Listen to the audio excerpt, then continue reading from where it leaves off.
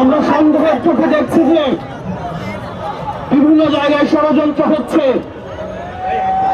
Inclusive ইলেকশনের যে বয়ান এখন দেওয়া হচ্ছে, আমরা প্রশ্ন রাখতে চাই 153টা আসনে কোনো সিট হয় নাই, তখন আপনাদের ইনক্লুসিভ ইলেকশন কোথায় ছিল?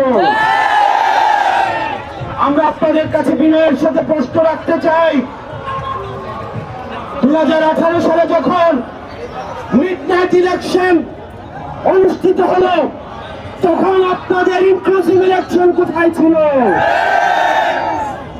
2024 সালে যখন আমি ভার্সেস দামি নির্বাচন হলো, তখন আপনাদের ইনক্লুসিভ ইলেকশন কোথায় ছিল?